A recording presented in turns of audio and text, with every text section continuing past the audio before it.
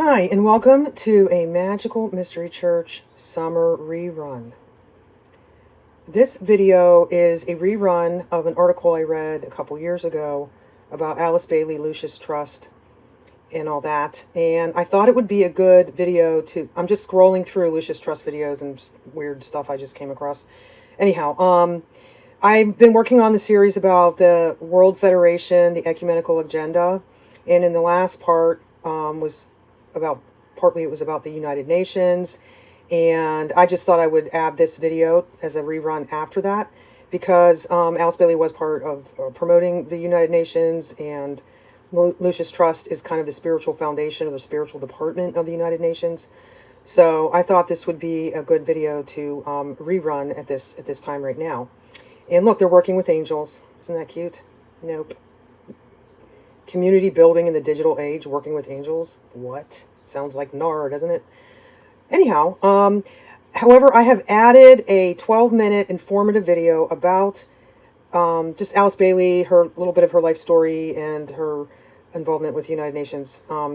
It is not my video. I'll leave a link below, but I found it on a channel I hadn't seen before, and it was like just a nice short little overview if you're not familiar with Alice Bailey and her involvement with the United Nations and just being the mother of the New Age and how she came to be that. So anyway, that's all. Thank you again for watching or listening. Alice Ann Bailey, the founder of the New Age movement, formerly known as Alice Latrobe Bateman, was born in Manchester, England, on the 16th of June, 1880. She came from a very affluent, upper-class family. Her father was an engineer and a devout Christian. Even though her family was surrounded by opulence and rooted in Christianity, Alice herself was a troubled child who attempted to commit suicide on at least 3 occasions from the age of 5. She described her childhood as years of miserable questioning, of disillusionment, of unhappy discovery, and of loneliness. By the time Alice was 9 years old, she was an orphan. Both her parents had died of tuberculosis. First her mother, when she was just 6, and then her father. Alice and her sister went to live with her grandparents in Surrey. One Sunday morning, the morning of June the 30th, 1895, while on a visit to her aunt in Castromont, Scotland, something life-changing happened to Alice. She was sitting in the drawing room, and the rest of the family had gone to church. According to her words, the door opened, and in walked a tall man dressed in European clothes, very well cut, I remember, but with a turban on his head. He came in and sat down beside me. He gave Alice a mandate to do her father's work all the time. She was just 15 years old. She initially thought it was Jesus, but later discovered he was called Kut Humi, or KH, a master who is very close to the Christ. She called him one of the masters of wisdom. Alice was deeply religious, being brought up in the Episcopal Church. She later became an evangelist and a social worker. Alice traveled to India as a missionary to work in church-sponsored soldiers' homes. She was married to her first husband, Walter Evans, an Episcopal minister, and had 3 children. They later divorced. Bailey came in contact with Helena Petrovna Blavatsky, often known as Madame Blavatsky, a Russian mystic and author and co-founder of the Theosophical Society in 1875. She was the 19th century's most famous and notorious occultist and a declared Luciferian. This meeting caused Alice to break away from the traditional Christianity and open her mind and body and soul to Blavatsky's teachings studying her book, The Secret Doctrine. In order to correctly understand Blavatsky's character, here are a few citations from her writings. Lucifer represents life, thought, progress, civilization, liberty, independence. Lucifer is the Logos, the serpent, the Savior, the celestial virgin, thus becomes at the same time the mother of gods and demons, because he is the ever-loving beneficent divinity. But in antiquity and in reality, the name of this god is Lucifer. Lucifer is the divine and earthly light, both the Holy Spirit and Satan at the same time. In 1919, Alice experienced contact with another of the masters, Dwal Khul, whom she called simply the Tibetan. She spent the rest of her life writing down his teachings, which she received by telepathy, and communicating them to the world. These visitations through telepathy caused her to write 25 books over 30 years. And since Alice claimed to receive all of her instructions and wisdom from her New Age and Theosophy writings from a spirit being, it is clearly evident there is a demonic inspiration to the New Age philosophies and practices. Alice remarried a 32nd degree Freemason called Foster Bailey. Together they founded the esoteric magazine at The Beacon and started a publishing company called the Lucis Trust in 1922 to publish the books of Bailey and Blavatsky and the Theosophical Society. The name was changed to the Lucis Trust after the original name Lucifer was frowned upon by many. The Lucis Trust, by which it is still known today, is the publishing house that handles all of the United Nations documents. It is situated in the UN Plaza in New York. It's open to the public and has a vast range of books that focus on yoga and spiritual meditation. Alice and Foster Bailey also started a group called World Goodwill, an official non-governmental organization within the United Nations. The specified aim of this group is to cooperate in the world of preparation for the reappearance of the Christ. Readers should bear in mind that the reappearance of the Christ, as stated in this literature, is not to be confused with the biblical concept of the second coming of Jesus Christ, but refers to the world teacher who is expected to lead humanity into a forthcoming golden age on earth. Alice quotes her spirit guide, the Tibetan, as she refers to him. The Tibetan has asked me to make it clear that when he is speaking of the Christ, he is referring to his official name as the head of the hierarchy, that Christ works for all men irrespective of their faith. He does not belong to the Christian world any more than to the Buddhist or to the Mohammedan or any other faith. There is no need for any man to join the Christian church in order to be affiliated with Christ. The requirements are to love your fellow men, lead the disciplined life, recognize the divinity in all faiths, in all beings, and rule your daily life with love. In 1994, in a Lucis Trust World Goodwill newsletter, that publication reported the creation of a UN interfaith organization called the Temple of Understanding, the goal being to create a spiritual UN. Bailey wrote a book in 1957 entitled The Externalization of the Hierarchy. The hierarchy are the spiritual master entities that run the world from behind the scenes. This is the base that the UN starts from when making decisions. I will quote from the Lucis Trust website, a statement by Alice Bailey. The Christ has been 2,000 years the supreme head of the church, invisible, the spiritual hierarchy composed of disciples of all faiths. He recognizes and loves those who are not Christian, but who retains their allegiance to their founders, the Buddha, Muhammad, and others. He cares not what the faith is if the objective is love of God and of humanity. If men look for Christ, the Christ who left his disciples centuries ago, they will fail to recognize the Christ who is in the process of returning. The Christ has no religious barriers in his consciousness. It matters not to him of what faith a man may call himself. The Son of God is on his way, and he cometh not alone. His advanced God is already here, and the plan which they must follow is already made clear.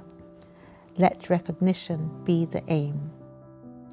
In her book, The Externalization of the Hierarchy, Alice Bailey writes, there will not be any dissociation between Universal Church, the Sacred Lodge of all true Masons, and the inner circles of the esoteric societies.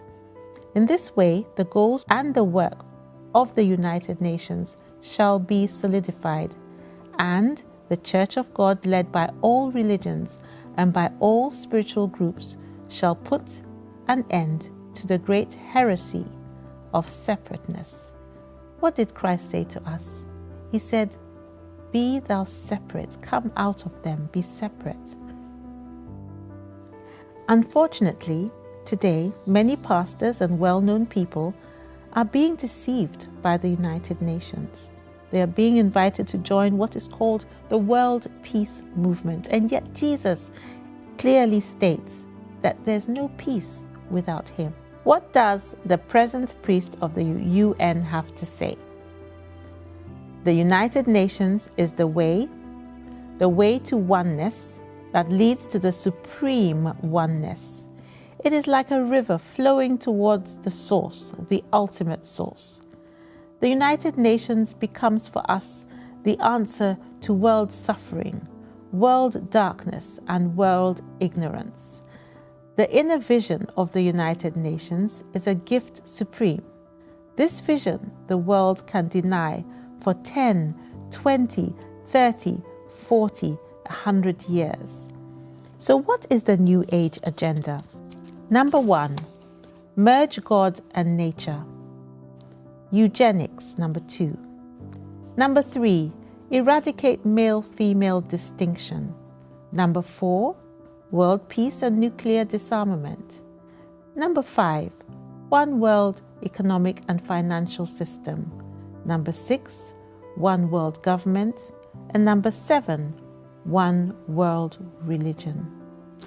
How do you lead the world to unite and bring religions together? Education.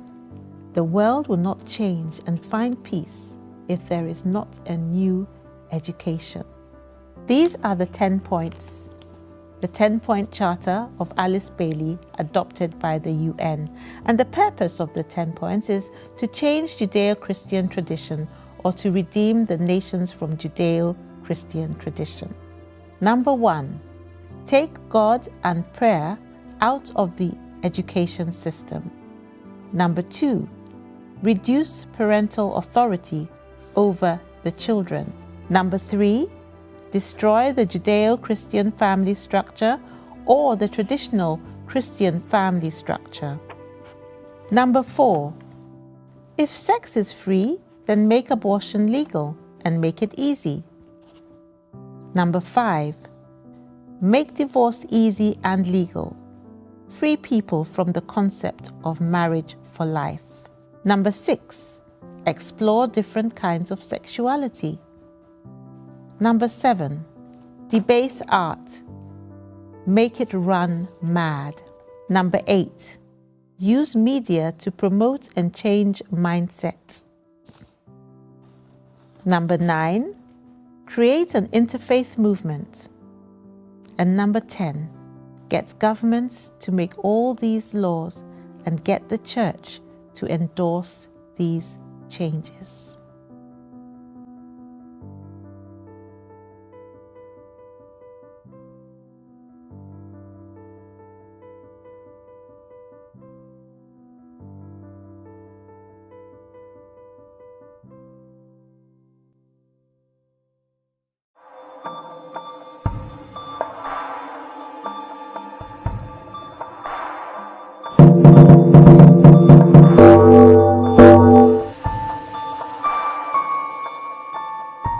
Take two. I just read this whole article and then it wasn't recording. I thought it was. Anyway, I'm reading Lucis Trust Alice Bailey, World Goodwill and the False Light of the World by Terry Mellinson. This is from 2001. Last update, May 8th, 2005.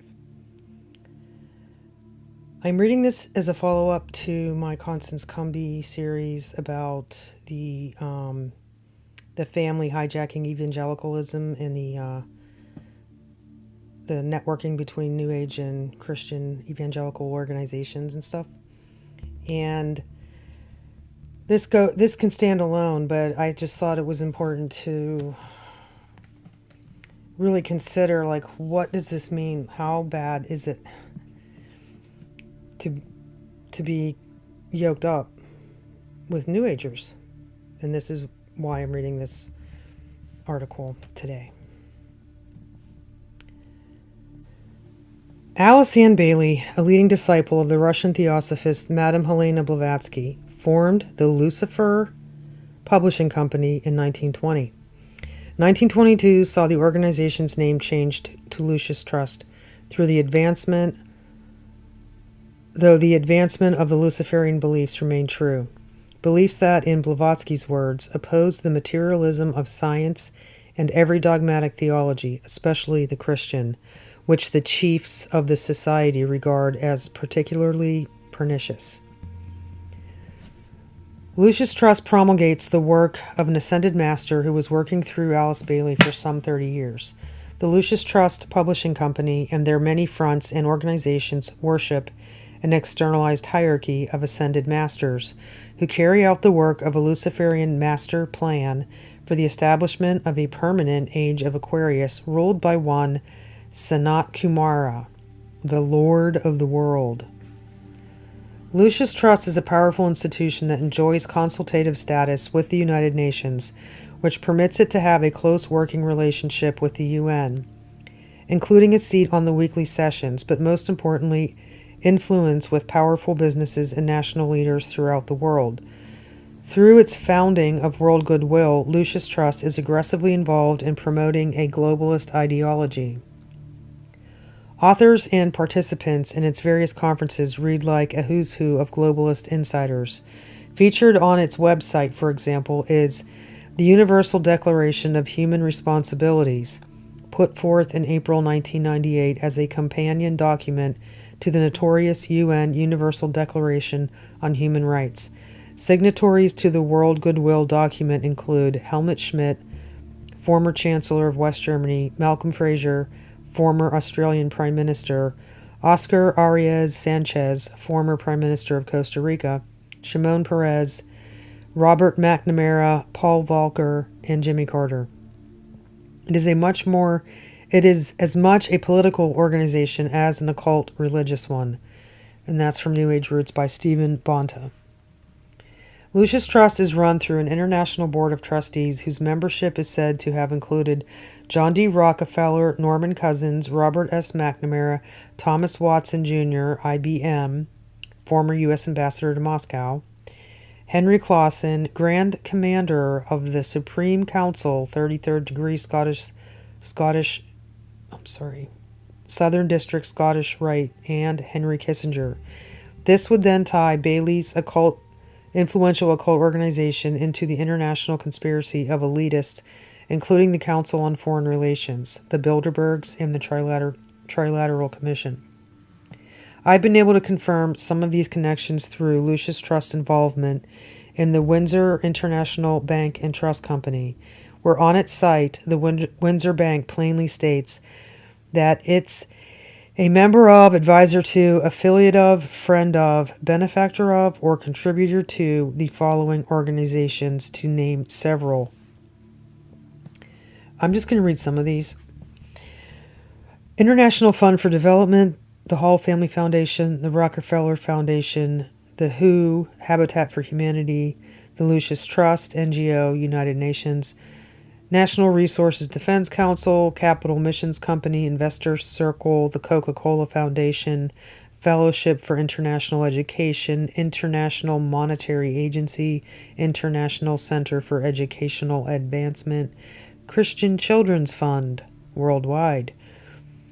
BAMPAC, Black America's Political Action. And there's more. You can pause if you want to read the rest of them. Important development. After I posted this discovery, the Windsor Bank promptly changed their page and deleted all traces of the connections which I exposed above. As of this writing, they no longer have a web presence.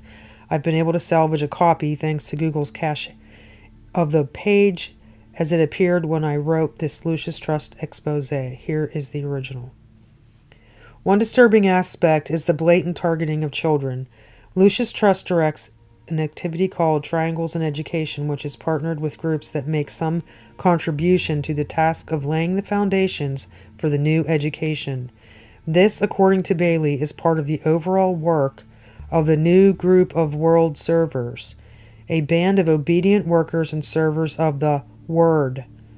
The Word being the teachings of her channeled master, Joal Kuhl, through her voluminous occult works.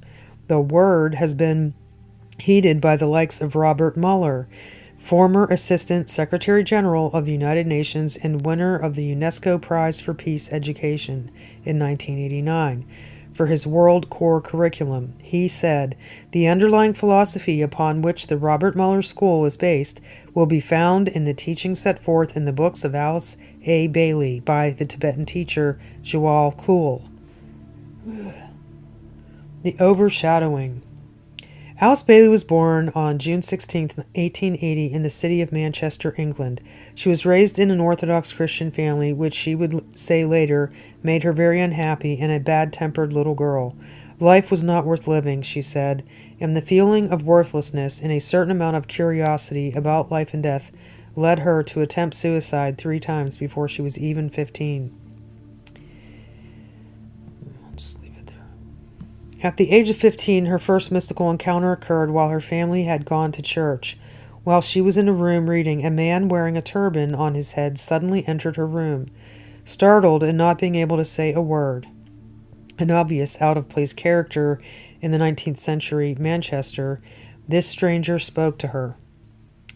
He told me there was some work that it was planned that I could do in the world, but that it would entail changing my disposition considerably. I would have to give up being such an unpleasant little girl and must try to get some measure of self-control. My future usefulness to him and to the world was dependent on how I handled myself and the changes I could manage to make. He said that if I could achieve real self-control, I could then be trusted, and that I would travel all over the world and visit many countries, doing your master's work all the time. He added that he would be in touch with me at intervals of 7 years apart. And that's from the unfinished autobiography by Alice Bailey, 1951. This was to be Alice Bailey's first contact with her master Kudhumi. These contacts with secret chiefs, familiar spirits, angels, and ascended masters is a common theme in the annals of history, and has been the origin of many religious, prophetic, and occult movements throughout the centuries. Zoroaster, Muhammad, John Dee, Francis Bacon, Aleister Crowley, Helena Blavatsky, Joseph Smith, Edward Casey, and Benjamin Creme immediately come to mind. Pause. I just heard today about the family, the fellowship, the Washington, D.C. group. The guy who started it also had a vision or something to get him started. Sorry, that's on my mind. In 1917, after the breakup of her first marriage, she moved to the United States, where she was introduced to the teachings of Theosophy. It was during this period that she had met and married her husband Foster Bailey, 33rd degree Scottish Rite Freemason. She turned out to be a good pupil. Bailey soon rose through the ranks and became the editor of the American Theosophists newspaper. For the last 125 years, New Age leaders worldwide have followed the false light of Theosophy. They now whisper sweet lies into the itching ears of the powerful. Politicians, media moguls, UN officials, foundation grant makers, and Anglican bishops. As the West moves into a post-Christian era, the influence of the New Age movement grows. And that's from a comprehensive expose on the New Age movement by Lee Penn. This encounter with her fated second master and soon-to-be writing partner for an international esoteric movement occurred in 1919 while having a quiet time on a hill close to her house. She heard a note of music sounding everywhere, which was followed by a voice, Joelle Cool, that asked her if she was willing to write some books. Having refused, saying that she wouldn't engage in any psychic practices, the voice gave her 3 weeks to reconsider. Alice completely forgot about the subject when the voice made its appearance as scheduled. Agreeing to give it a try for a few weeks, the first chapters of Initiation, Human and Solar, were written. After about a month, Alice got scared. Refusing to do any more work, the master Joelle Cool told her to discuss it with her master Kuthumi. Kuthumi confessed that it was, in fact, him that told DK to contact her, and he gave Alice permission to proceed, after giving Mrs. Bailey the proper technique for enhanced telepathic communication. Between 1919 and 1949, her death, she produced 24 books, including an autobiography. 19 of these books were supposedly written by her Tibetan master, DK. During the intervening years, Alice Bailey spent most of it working out what she referred to as the plan, with a capital P, the results of which influenced the birth of many New Age groups. The Church Universal and Triumphant, Benjamin Krem's The Terra Center, the Robert Muller School, and the Temple of Understanding, to name a few. The Networks of Light, Lucis Trust. 50 years at the United Nations Plaza, currently located on Wall Street in New York, Lucis Trust provides worldwide financial support for the Arcane School, World Goodwill, Triangles, Lucis Publishing, Lucis Productions, Lucis Trust Libraries, and the new group of world servers, and maintains the UN Meditation Room. I should make a video on that. The Arcane School, founded in 1923, the school gives correspondence courses in meditation and the occult from its branches in New York, Geneva, London, and Buenos Aires. World Goodwill, founded in 1932, the organization is recognized by the United Nations today as an NGO. World Goodwill works directly with the World Federalists and is part of the work to externalize the hierarchy of illumined minds, which will usher in an age of Maitreya. Triangles. Founded in 1937, Triangles is the name of a global network of cells whose members pray a great invocation, especially on the full moon, when members of Triangle can be influenced by the astrological signs of the zodiac. We haven't even scratched the surface yet on the influence of Bailey and her master's teachings.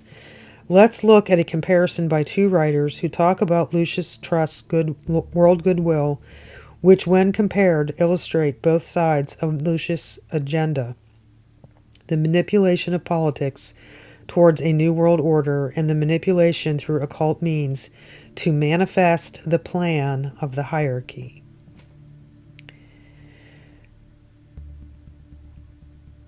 From Dark Majesty by Tex Mars, page 139 through 140. I'm going to skim over this. It is a very long list of a lot of different organizations. The Sacred Brotherhood has developed the social and political art of networking to a fine science. World Goodwill, in its newsletter of 1986, number 2, listed a number of groups that have participated in its World Service Forum. Such groups include those that are connected with World Goodwill centers in London, New York, and Geneva. The list is absolutely mind-boggling in its scope. In London, groups that have actively participated include the United Nations Association, the Teilhard Center, the International Broadcasting Trust, the Buddhist Society, the Scientific and Medical Network, St. James Church, Piccadilly, Emerson College, International Health Research Network, Habitat International Council, the Schumacher Society, the New Economics Foundation, World Health Organization, Peace Through Unity, the British Holistic Medical Association, the World Wildlife Fund, and World College. I'm just going to scan, and you can read this, and you can pause it if you would like. UNICEF, Habitat for Humanity.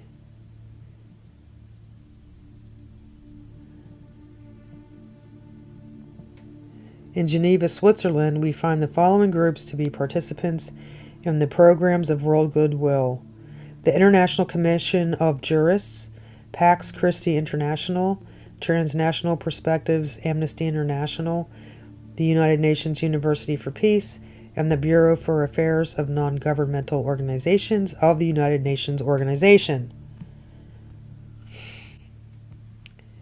And this is from Target Faith and Freedom. World Goodwill is a non-governmental organization, NGO, accredited with the United Nations, while its parent, Lucis Trust, enjoys the prestigious consultative status afforded those non-governmental organizations on the roster of the United Nations Economic and Social Council.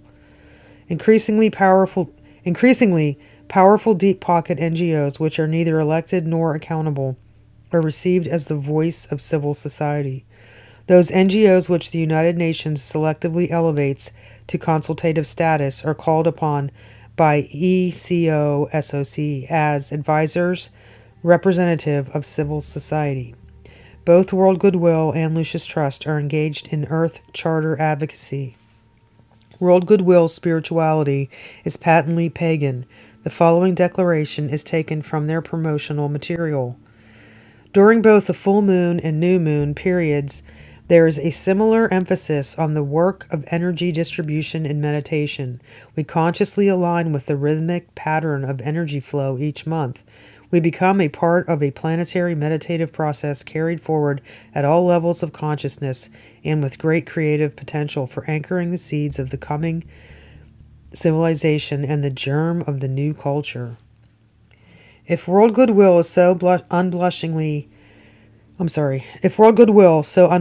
advocates neo-pagan meditative practices, its overt promotion of an occult plan for the governing of the universe is nothing short of chilling.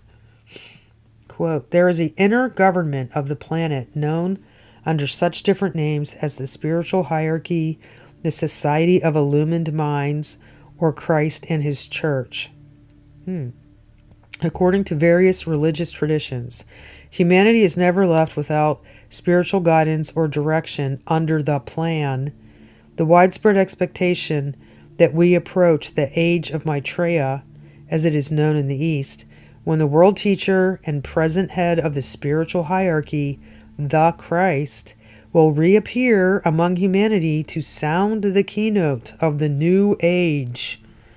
There are millions of mentally alert men and women in all parts of the world who are on rapport with the plan and work to give it expression.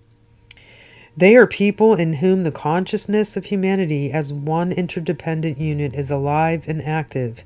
These beliefs give a new dimension to spiritual reality.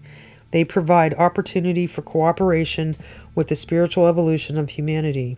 There is no group so likely to ensure that humanity achieves this most difficult goal as the men and women of goodwill, requiring only courage to initiate action to prepare for the new world order. In considering the above information, one can't help but wonder whether these organizations, which are aligned with Lucis Trust, believe in the plan, as Goodwill put it, to initiate action to prepare for the new world order.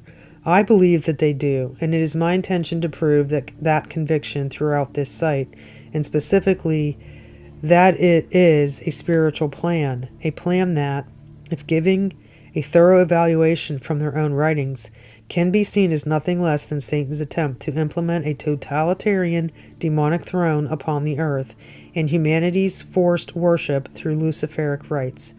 For when the Great One appears, Master Joao Kuhl said through Alice Bailey, he will take the mysteries religion preserved by Freemasonry and make them public. Pause. That's what's going on. That's what's happening. It's already happening. That's why the movies are all occult and the music, and that's what's going on in the church. It's all about making the mysteries public. And a lot of people pick this up and absorb it just through culture, and they don't even really know where these ideas come from. So that's why it's hard to sometimes know some of this stuff, but I think there are people, even Constance Cumby said she would show New Agers her materials and they would change their mind because they didn't know where all this was coming from and how evil and wicked and where it all leads to. Lucis Trust has truly become a powerhouse for the New Age ideal, the transformation of society by and through occult initiatory means. The respect that Bailey's teachings receive and the reverence for her master is without equal. She has successfully pulled the wool over the eyes of many concerning the true meaning and source of her teachings. What exactly is the teaching and message delivered by her master? This will be the subject examined in part 2. The secret doctrine. In the occult, Satan, or Lucifer, has traditionally been associated with the sun, the harbinger of spiritual light. Esoteric philosophy teaches that it is this great being, not the God of the Old Testament, that was the true redeemer and benefactor of mankind in the Garden of Eden. There's a few works in the occult that have stood the test of time and have become Bibles in their own right. These are revered and studied by all seekers on the path. The works of Aleister Crowley, Alice Bailey, Gurdjieff, Ouspensky, Albert Pike, Manly P. Hall, Benjamin Creme, Castaneda, Kenneth Grant, and Eliphas Levi, and many others, laying a foundation of prepackaged self-enlightenment. Some claim to be revealing great esoteric knowledge passed down through sects and orders long forgotten. Other works claim to be channeled from secret chiefs or ascended masters. I offer these quotes from Blavatsky's The Secret Doctrine in order to show the typical reversal philosophy espoused. Blavatsky's philosophy also serves to illustrate where Bailey first encountered her heretical views in the first place. As we will see in part 2, Madame Blavatsky taught her pupil well. Their spiritual philosophies are virtually identical. Okay, so here are these quotes by Madame Blavatsky. Once the key to Genesis is in our hands, it is the scientific and symbolic Kabbalah which unveils the secret. The great serpent of the Garden of Eden and the Lord God are identical. Yeah, so Blavatsky gets a lot of things from Kabbalah. This is hard to read. Anyway, stand in awe of him and sin not. Speak his name with trembling. It is Satan who is the God of our planet and the only God. When the church, therefore, curses Satan, it curses the cosmic reflection of God. In this case, it is but natural to view Satan, the serpent of Genesis, as the real creator and benefactor, the father of spiritual mankind. For it is he who was the harbinger of light, bright, radiant Lucifer, who opened the eyes of the automaton, Adam, created by Jehovah as alleged, and he who was first to whisper, "In the day ye eat thereof, ye shall be as Elohim, knowing good and evil," can only be regarded in the light of a Savior, an adversary to Jehovah. He still remains in esoteric truth the ever-loving messenger who conferred on us spiritual instead of physical immortality. Satan or Lucifer represents the active, centrifugal energy of the universe. In a cosmic sense, fitly is he and his adherents consigned to the sea of fire, because it is the sun, the fount of life in our system, where they are petrified and churned up to rearrange them for another life. That sun, which as the origin of the active principle of our earth, is at once the home and the source of the mundane Satan.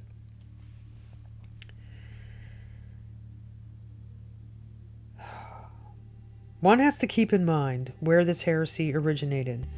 Blavatsky claimed to have received it from disembodied spirits called secret chiefs.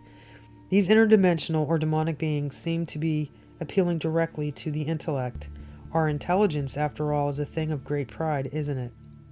And where would we be had it not been for the benefactor, the serpent of old, then the obvious conclusion would have Jehovah being the adversary. This twisted sensibility is very appealing to those who practice the occult. It also shows that in the end, when all the cards are laid on the table, it's always about that one selfish being already condemned and hell-bent on bringing mankind with him. Reading Part 2 of Alice Bailey and Master Joel Kuhl, A Satanic Communion. By Terry Mellinson, 2001, last update, May 7th, 2005. Quote, preparation, too, must be given to the developing of higher psychic powers. Hospitals and schools will appear under the direct guidance of the masters.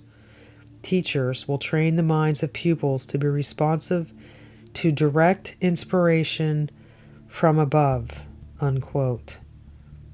The externalization of the hierarchy. Yikes. Okay, I'm pausing before I even start. This is what's happening, for example, at Bethel Church with the Toronto blessing, with all that stuff. All these laying on of hands and all these manifestations. They're training people to be responsive to direct inspiration from above. That's what I believe. That is my opinion. And now I will read. I'm sorry. As we have seen in Part 1, Lucis Trust is today intimately connected with elite politics through its world goodwill. We haven't yet, however, examined the occult teachings of Bailey as they were related by her master, Joel Kuhl. Her 24 books, combined with the Beacon magazine, Triangles, and the Arcane School, indoctrinate students into what Bailey describes as the ageless wisdom teachings. The Arcane School, founded in 1922, boasted 20,000 graduates by 1954. This occult university is more active than ever and continues to be the main training ground for New Age disciples. The bulk of these occult teachings in Bailey's books are from her channeled Tibetan master. I'm calling him DK. Okay, I'm sick of saying his name. Joel Kuhl. Bleh. I'm sorry. DK. I'm starting over. The bulk of these occult teachings in Bailey's books are from her channeled Tibetan master, DK. The plan, according to the hierarchy of ascended masters, through a series of group initiations and group meditative techniques, the hierarchy directs the new group of world servers to implement a new world religion of which humanity as a whole can aid the will of the planetary logos. Emphasis should be laid on the evolution of humanity, so says Master DK through Bailey, with particular attention to its goal, perfection. And that's from the externalization of the hierarchy. The object is the helping of the great ones and the rendering to them of that intelligent assistance which will make their plans for humanity materialize. One way to materialize the hierarchy's plan for humanity is through Lucis Trust Triangle networks. Their goal is the practice of occult meditation, the science of energy flow and energy relationships. Lucis Trust states that occult meditation is a means of consciously and purposefully directing energy from a recognized source to the creation of some specific effect. International participants sit quietly for a few minutes and link mentally with other members of their triangle or triangles. They invoke the energies of light and goodwill, visualizing these energies as circulating through the three focal points of each triangle and pouring through the networks of triangles surrounding the planet. At the same time, they repeat the great invocation. Her 30-year telepathic connection to Master DK was what some would unhesitatingly call demonic possession. Her husband, Foster Bailey, said, during the long course of the work, the minds of the Tibetan and Alice and Bailey became so closely attuned that they were, in effect, so far as much of the production of the teaching was concerned, a joint single projecting mechanism. The introduction to cosmic fire. The technique is called in the occult the overshadowing. a euphemism for demonic possession, or as Bailey liked to call it, the science of impression. The science of impression is what she calls being demonically possessed. You really do have to decode what they're saying. Moreover, the hierarchy has overshadowed many in the intervening years up to the close of the century. The growing modern practice of channeling and psychic astral projection bears out this prediction of a half century ago. Quote, "These methods of overshadowing will largely be the ones used by the great Lord and his masters at the end of the century, and for this reason they are sending into carnation in every country disciples who have the opportunity offered them to respond to the need of training men and women to recognize the higher psychism and the true inspiration and mediumship, and to do this scientifically. In 50 years' time, the need for true psychics and conscious mediums, such as HPB, that's Helena Petrovna Blavatsky, will be very great if the master's plans are to be carried through to fruition, and the movement must be set on foot in preparation for the coming of him for whom all nations wait." That's from a treatise on cosmic fire. 10 seed groups. Early on, Master DK informed Bailey of the hierarchy's plan for the 10 seed groups. These seed groups were to infiltrate all sectors of society. That sounds familiar. And be esoterically anchored with new approaches to divinity. I have no doubt that today's New Age movement is the result of the hierarchy's scattering of the seed, as Bailey put it, and that today's arguably open pagan society can largely be traced to this occult plan. The 10 seed groups were embryonic, like germinating seed. Through their occult practices, these 10 groups would work directly under the inspiration from the hierarchy via the focused minds of the group. Unquote, from Alice Bailey's Discipleship in the New Age, Volume 1. The 10 seed groups consist of and carry out their mission in following ways. These are excerpts from the new group of world servers. Number 1, telepathic communicators. The summary of the work is telepathic communication from soul to soul from mind to mind, through integration between humanity and hierarchy, intergovernment of the planet, through science of impression. Okay, so that's people having contact with demons and becoming possessed.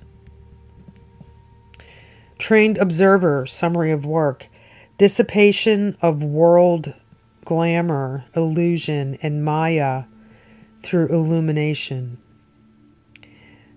I looked up glamour and it means enchantment. So, you have to decode.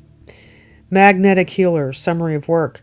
Through magnetic living, through laws of life, laws of health, and right human relationships, through continuity of consciousness. Number 4, educators in the New Age. Summary of work. Education through inflow of the light of knowledge into instinctual man, through inflow of the light of the wisdom into intelligent man, through applied knowledge, expressed wisdom, and occult understanding in spiritual man. Political organizers. International understanding through communication of the divine political will into races and nations, linking the department of the Manu, the ruler of the human race, with men. Workers in the field of religion, summary of work, through transcendental mysticism and through transcendental occultism, through transcendental religion. This reminds me of contemplative prayer. I'm putting my own thoughts in here, sorry. Scientific servers. I know there's 10 here, but this reminds me a lot of the 7 Mountain Mandate too. I'm sorry. Scientific server, summary of work, through development of the new hypothesis to substantiate the next step forward, through sensitive reaction to spiritual energies and forces, through release of energy to relate spirit and matter and precipitate the divine plan. Psychologist, summary of work, through relationships of the human kingdom to the subhuman and the superhuman kingdom, through a study of the divine plan for the 5 kingdoms of nature.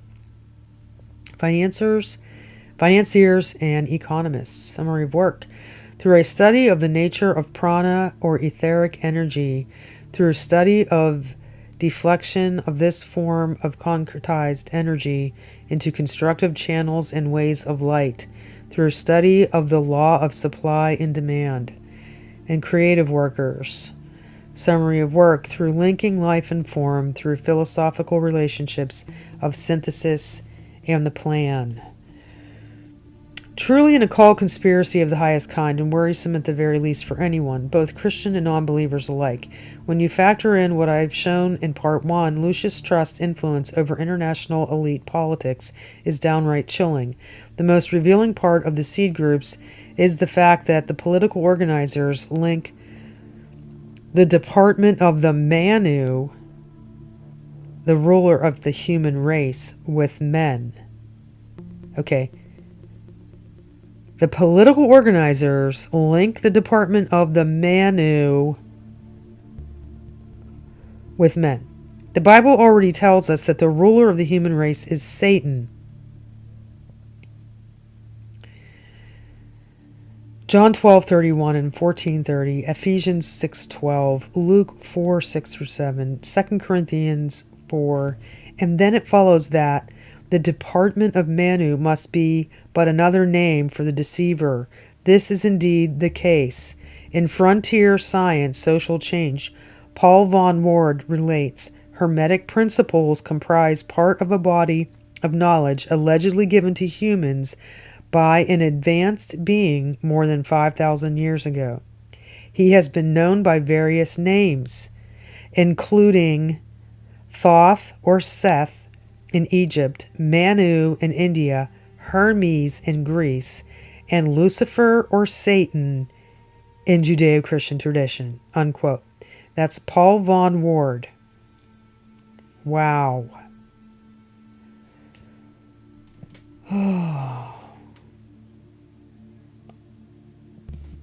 Politics is just bad. I'm sorry. Idolatrous incantation. Invocation, a formula for conjuring. Mantra, a mystical formulation of invocation or incantation.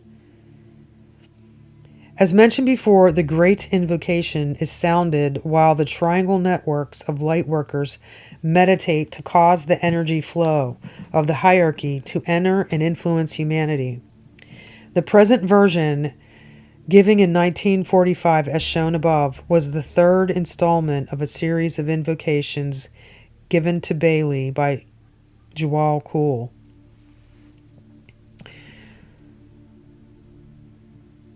According to Lucis Trust, the Great Invocation, if given widespread distribution, can be to the New World Order religion what the Lord's Prayer has been to Christianity.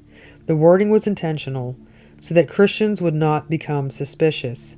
In Discipleship in the New Age 2, page 165, we find, I, Jewel Cool, have so worded and rendered the invocation so that the Christian world, through its churches, may not find it impossible to use, unquote.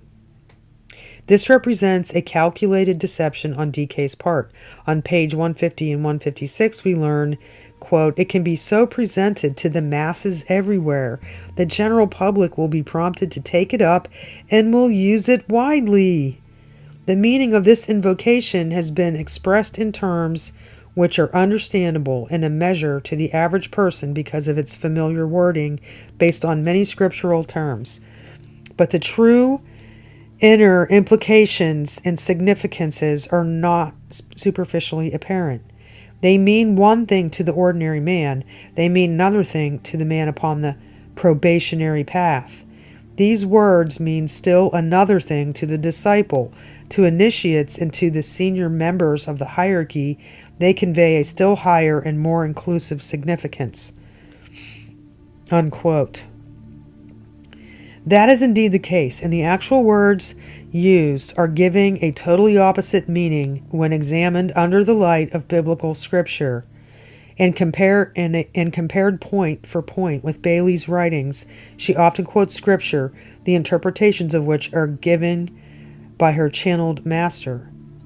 See P.H. Robert A. Herman's webpage, A Modern Manifestation of Absolute Evil, for his paper called A Scientific Analysis of the Writings of Alice A. Bailey and Their Applications for a Treatment in D.K. Bailey's Deception. I did read that, and it's like 5 parts because it's really long. I have an Alice Bailey playlist if you want to listen to it. Just take your time because we shouldn't listen to this kind of stuff too much. Okay, so here's what these words actually mean. When you analyze what she is saying, I'm talking, it's me. This is what her words actually mean. Light equals Luciferian enlightenment. God equals Satan. It really does. Stream forth means overshadow. Overshadow means demon possessed. Stream forth means demon possessed. Love equals various forms of scripturally defined evil or generally hatred. Christ equals Antichrist. Little wills of men equals the claimed unintelligent, weak, and inferior desires of individuals, especially those that follow conservative Judeo-Christian doctrine. Purpose equals to prepare for the appearance of the Antichrist. Masters equal demons or demon-controlled individuals. I think it could also be like fallen angels, which aren't probably the same as demons. Anyway, race of men equals humanity as ruled by Lucifer. Plan equals complete domination in preparation for and after the appearance of the Antichrist. The plan. So for anybody out there that's still following the plan or trusting the plan, please stop.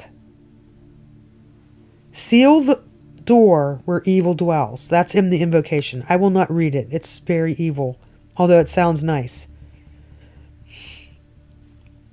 Seal the door where evil dwells equals violent, if necessary, eradication of those that follow Judaism, conservative Christianity, some liberal Christianity, and other similar Orthodox religions. Note, this is so because of the separativeness of these religious views. Joel Kuhl calls this evil, and that it must be eradicated for the hierarchy's plans of the New Age, New World religion to proceed. In multiple passages, DK identifies the Jews and Christians as the spirit of separateness. And pause again. I've talked about this in some other videos where I read other things about the hatefulness towards separateness. And I wanted to remind that the word holy means to be separate. To be separated. So their idea of evil is holy. Power equals often hideous and actual destructive forces. The Great Invocation has now been translated into 50 languages and is the mantra of the New Age. It has even received the attention of world dignitaries at the UN, where it has been sounded at so many official conferences and during the opening ceremonies in 1992 at the UN's Earth Summit in Rio. During a talk given by Ida Urso at Lucis Trust Arcane School Conference in 1995, the connections between the UN and the Great Invocation were explained. Quote, "It is no coincidence that we are celebrating both the 50th anniversary of the Great Invocation and the United Nations. Both in different ways are pivotal to the plan. Let us together complete the triangle of light. Let us contemplate that world body, the hope of humanity, which was conceived just 50 years ago under the impulse of the three spiritual festivals falling on March 28th, April 27th, and May 26th. It was on April 25th, 1945, 2 days previous to the full moon of Taurus and the festival of Wesak. Note: the best time to recite the invocation, according to Lucis Trust, as the energies of the hierarchy are in alignment with the earth. That delegates from 50 nations met in San Francisco for a conference known officially as the United Nations Conference on International Organization. On this period, the Tibetan master tells us, not for nothing is this conference being held during the 5 days of the Wesak full moon. It will be a time of supreme difficulty in which the forces of light will face the forces of selfishness and separativeness. It seemed the dreaded UN was a spiritual undertaking in alignment with the Luciferic light. Whenever the invocation is recited, according to Lucis Trust booklet on the subject, that individual allies himself with the spiritual hierarchy, whether he knows it or not. And in Discipleship, page 156, Bailey writes, it embodies the divine intent and summarizes the conclusions of the thinking of the planetary logos.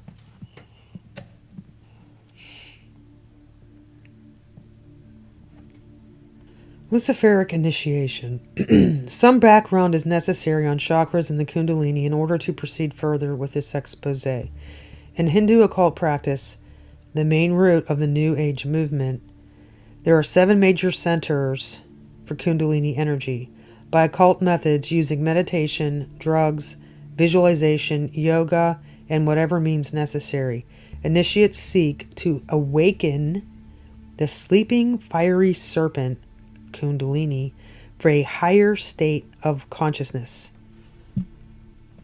This Kundalini energy is visualized as an entwined serpent which rises from the base of the spine to enlighten and eventually dissolve the ego, to become a god incarnate, thereby preventing further incarnation on the physical plane. The New Age disciples believe in reincarnation and are taught by the demonic hierarchy that this is the only way to stop the endless cycle of karma, to evolve into gods, as in Genesis 3:5. That this is the goal and the techniques vary. But as one ascends through the 7 progressive chakras, each is an initiation into a higher consciousness, until finally, when you reach the point of union with Sanat Kumara, Shiva, Vishnu, Lord of the world, or what they most blasphemously call the Christ consciousness.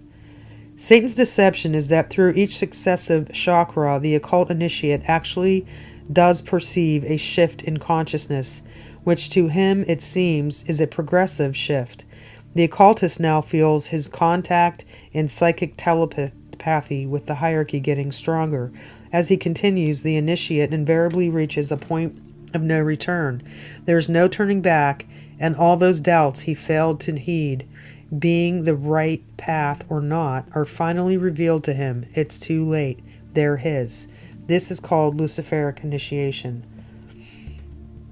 Tex Mars put it best when he wrote, these feelings voiced by so many who have received a Luciferic initiation are significant.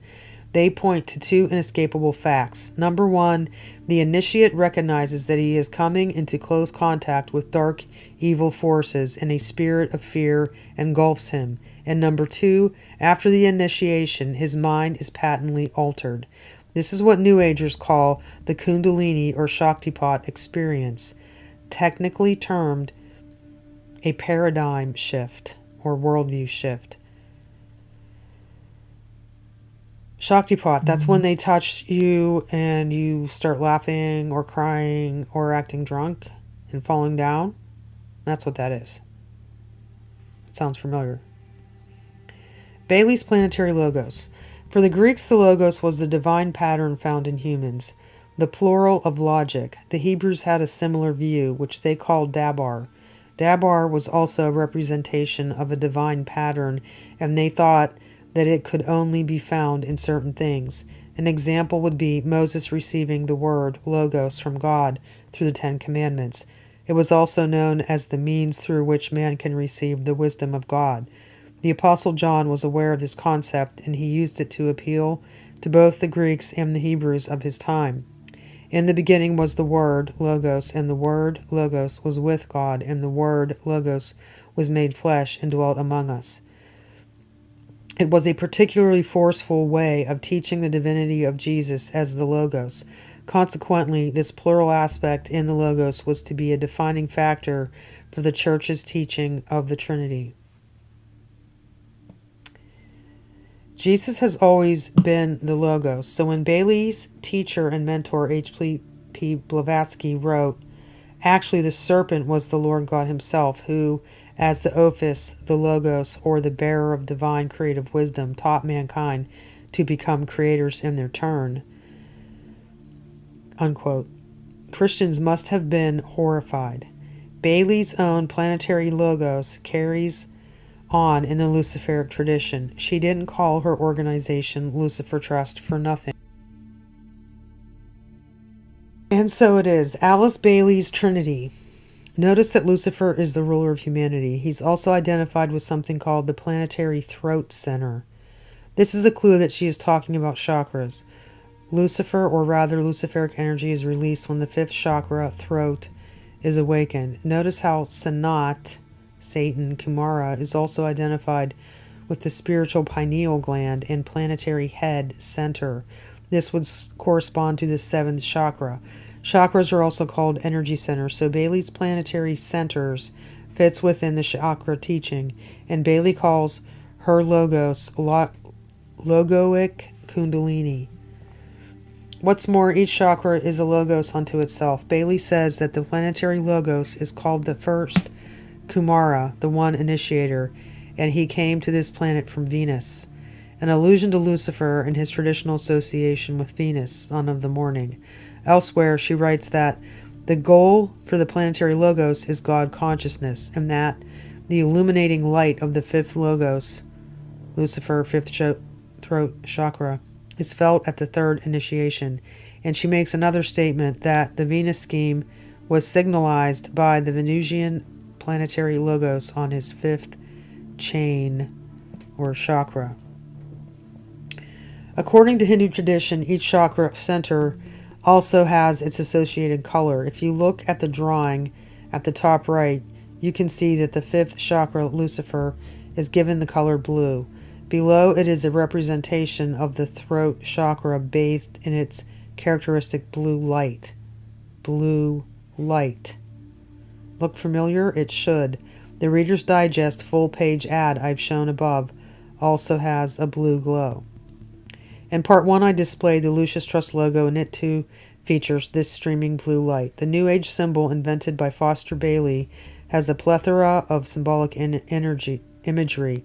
The symbol, according to Lucis Trust, is set in a limitless field of blue, which signifies the sphere of life expression of our solar logos, superimposed upon the triangle of New Age forces. It is the five-pointed star of Antichrist. The star is blue because it represents as much of the solar quality to which humanity can respond. You can see this symbol on the front cover of the Lucis Trust Beacon magazine, bottom right, which also displays the blue light of the logos. In Initiation, Human and Solar, Bailey mentions the five-pointed star as the final two initiations, and it descends upon him, merges in him, and he is seen at its center. The five-pointed star blazes forth, and he enters within the flame. A perfect description of the Luciferic initiation, if there ever was one. This, she says, puts a man in touch with the center in the body of the planetary logos. What made me realize the significance of Bailey's blue symbology was a short snippet, almost written in passing, in an email sent to a list that I'm on. Blue is Masonic Blue Lodge for blue light eyes of Horus, the Watcher. The United Nations has blue flags and helmets. Blue is for the occultic blue lips of death. It was sent by Point Man, some of you know him, so I knew it was an important part in their secret symbology. As I started checking into it, I realized he was absolutely right, and I had been working on these Lucis Trust pages at the time, which immediately brought the whole thing into perspective.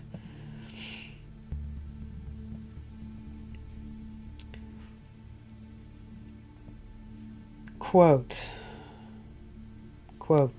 "The New World Order must meet the immediate need and not be an attempt to satisfy some distant idealistic vision.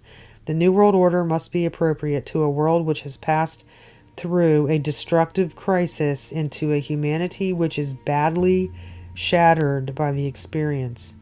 The New World Order must lay the foundation for a future world order which will be possible only after a time of recovery, of reconstruction, and of rebuilding. In the preparatory period for the New World Order, there will be a steady and regulated disarmament. It will not be optional. No nation will be permitted to produce and organize any equipment for destructive purposes or to infringe the security of any other nation. The New World Order must be appropriate to a world which has passed through a destructive crisis. We are concerned with only one subject, the ushering in of the New World Order. The present world order, which is today largely disorder, can be so modified and changed that a new world and a new race of men can gradually come into being. Renunciation and the use of the sacrificial should be the keynote for the interim period after the war, World War II, prior to the inauguration of the New Age." And that's all Alice Bailey, various quotes from various works. That's what she said. All 24 books have been electronically indexed and are searchable here.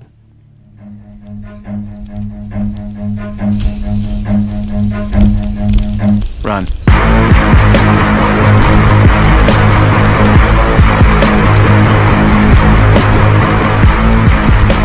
There's just one name that can keep you out of hell, and it's the name of Jesus. The name of Jesus.